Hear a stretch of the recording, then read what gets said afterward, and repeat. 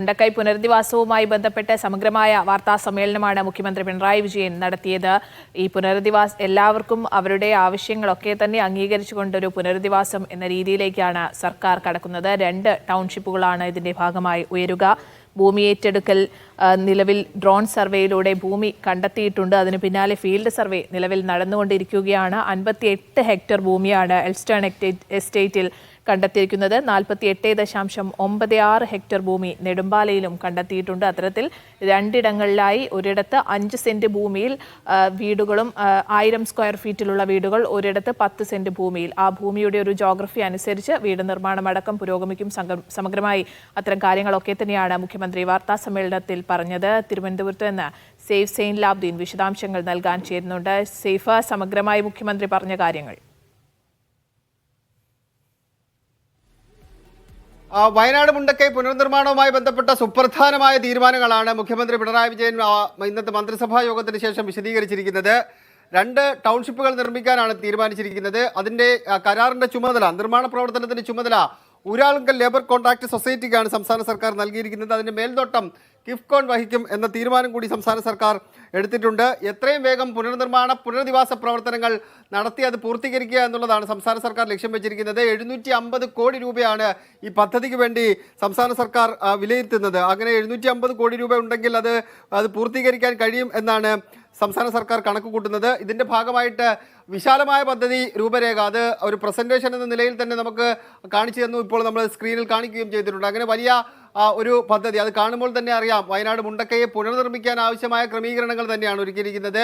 ഒരു ത്രിതല സ്ഥല സമിതിയായിരിക്കും ഇത് വിലയിരുത്തുന്നത്, ഇതിൻ്റെ പ്രവർത്തനങ്ങൾ വിലയിരുത്തുന്നത്. മുഖ്യമന്ത്രിയുടെയും ചീഫ് സെക്രട്ടറിയുടെ നേതൃത്വത്തിൽ ഇതിനകത്തൊരു സമിതി ഉണ്ടാകും. അതിനൊപ്പം തന്നെ ജില്ലാ കളക്ടറുടെ നേതൃത്വത്തിൽ ഒരു പ്രത്യേക സമിതി ഇതുമായി ബന്ധപ്പെട്ട് ഉണ്ടാകും. അവരായിരിക്കും ഇതിൻ്റെ പ്രവർത്തനങ്ങൾ ഏത് സമയത്ത് പൂർത്തീകരിക്കണമെന്ന് അടക്കമുള്ള കാര്യങ്ങളിൽ ഒരു കൃത്യത വരുത്തുന്നത്.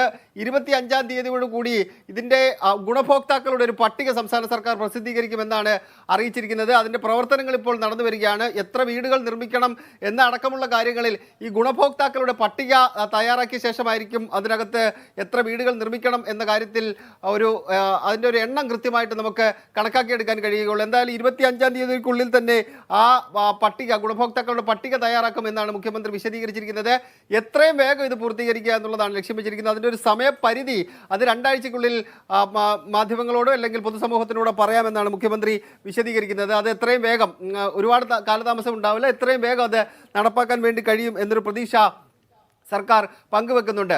ഇതിൽ സാമ്പത്തിക പ്രതിസന്ധി വളരെ രൂക്ഷമായിട്ടുണ്ട്. കേന്ദ്രത്തിൻ്റെ ഭാഗത്ത് നിന്ന് സാമ്പത്തികമായി അനുകൂല നിലപാടുകൾ ഇതുവരെ ഉണ്ടായിട്ടില്ല എന്നുള്ളൊരു വസ്തുത നിലനിൽക്കുന്നുണ്ട്. പക്ഷേ സ്പോൺസർമാരടക്കം നമുക്ക് വരുന്നുണ്ട്. അത് ഇന്നിപ്പോൾ മന്ത്രിസഭാ യോഗത്തിന് ശേഷം മുഖ്യമന്ത്രി സ്പോൺസർമാരുമായി കൂടിയാലോചനകൾ നടത്തിയിരുന്നു. ആ വീട് നൽകാമെന്ന വാഗ്ദാനത്തിൽ അവരെല്ലാം ഉറച്ചു നിൽക്കുകയാണ്. കർണാടക സർക്കാർ 100 വീട് വാഗ്ദാനം ചെയ്തിരുന്നു, രാഹുൽ ഗാന്ധി 100 വീട് വാഗ്ദാനം ചെയ്തിരുന്നു, KPCC വീട് വാഗ്ദാനം ചെയ്തിരുന്നു, മുസ്ലിം ലീഗ് വാഗ്ദാനം ചെയ്തിരുന്നു, DYFI വാഗ്ദാനം ചെയ്തിരുന്നു. അങ്ങനെ സന്നദ്ധ സംഘടനകളെല്ലാം വീട് വാഗ്ദാനം ചെയ്തിരുന്നു. അത് എത്രത്തോളം വീടുകൾ വരും എന്നൊരു കണക്ക് അതിനകത്തൊരു വ്യക്തത വരേണ്ടിയിരിക്കുന്നു. എന്തായാലും 38 സ്പോൺസർമാരുമായിട്ടാണ് മുഖ്യമന്ത്രി ആ കൂടിക്കാഴ്ച നടത്തിയിരിക്കുന്നത്. കേന്ദ്രത്തിന് സഹായം കിട്ടാത്തുള്ള അതൃപ്തി മുഖ്യമന്ത്രി പ്രകടിപ്പിക്കുന്നുണ്ടായിരുന്നു.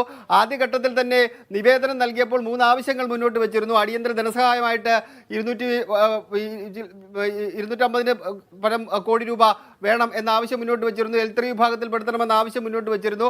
L3 വിഭാഗത്തിൽ പെടുത്തിക്കൊണ്ട് കേന്ദ്ര സർക്കാരിൻ്റെ ഒരു അറിയിപ്പ് വന്നതിനപ്പുറത്തേക്ക് ഇത് എത്രത്തോളം സാമ്പത്തിക സഹായം നൽകും എന്ന വാഗ്ദാനം കേന്ദ്ര സർക്കാർ പാലിച്ചിട്ടില്ല, അല്ലെങ്കിൽ ആ ഉറപ്പ് കേന്ദ്ര സർക്കാർ നൽകിയിട്ടില്ല.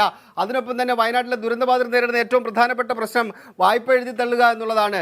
വായ്പ എഴുതി തള്ളണമെന്ന ആവശ്യം കേന്ദ്രത്തിന് മുന്നിലേക്ക് വെച്ചിട്ട് കുറേ കാലങ്ങളായി. പക്ഷേ അനുകൂലമായ നിലപാട് കേന്ദ്രത്തിൻ്റെ ഭാഗത്ത് നിന്നും ഉണ്ടായിട്ടില്ല. അങ്ങനെ കേന്ദ്രം പൂർണ്ണമായി അവഗണിക്കുകയാണ്. പക്ഷേ കേന്ദ്രം അവഗണിച്ചാലും പദ്ധതിയുമായി മുന്നോട്ട് പോകും. അത് ഒറ്റഘട്ടമായിട്ട് 2 ടൗൺഷിപ്പുകൾ നിർമ്മിക്കുക എന്നുള്ളതാണ് ലക്ഷ്യം വെക്കുന്നത്. ആദ്യ പരിഗണന നൽകുന്നത് ഈ പുനരധിവാസവുമായി ബന്ധപ്പെട്ട് ഈ ദുരന്തവുമായി ബന്ധപ്പെട്ട് ആ വീട് പൂർണ്ണമായി ഒലിച്ചുപോയ ആൾക്കാരുണ്ട്, വീട് ഇല്ലാതായി പോയ ആൾക്കാരുണ്ട്. അവരൊക്കെ പല വീടുകളിലാണ് ഇപ്പോൾ താമസിക്കുന്നത്. അവർക്കാണ് പ്രഥമ പരിഗണന നൽകുന്നത്. അങ്ങനെ പ്രഥമ പരിഗണന നൽകുമ്പോൾ തന്നെ രണ്ടാമത്തെ ഘട്ടമായി വരുന്നത്, അല്ലെങ്കിൽ രണ്ടാമത്തെ പരിഗണന ലിസ്റ്റിലേക്ക് വരുന്നത് ദുരന്തമുണ്ടാകാൻ സാധ്യതയുള്ള സ്ഥലങ്ങളിൽ നിന്ന് സർക്കാർ അവരെ മാറ്റിപ്പാർപ്പിച്ച ആൾക്കാരുണ്ട്. അവരെ ഈ ഇപ്പോൾ ഉരുൾപൊട്ടലൊക്കെ ഉണ്ടാകാൻ സാധ്യതയുള്ള പ്രദേശങ്ങളിൽ നിന്ന് മാറ്റിപ്പാർപ്പിച്ച ആൾക്കാരുണ്ട്. അവരെയും ഈ പുനരധിവാസത്തിൻ്റെ ഭാഗമായിട്ട് കണക്കാക്കുകയാണ്. ഒന്ന് പ്രഥമ പരിഗണന നൽകുന്നത് ഇവർക്കാണ് എന്ന് പറയുമ്പോൾ പോലും രണ്ടാമത്തെയും ഒന്നാമത്തെയും വീടിൻ്റെ നിർമ്മാണം അത് ഒറ്റഘട്ടമായി നടപ്പാക്കാൻ വേണ്ടിയാണ് തീരുമാനം എടുത്തിരിക്കുന്നത്. എന്തായാലും സമയബന്ധിതമായി അത് പൂർത്തീകരിക്കും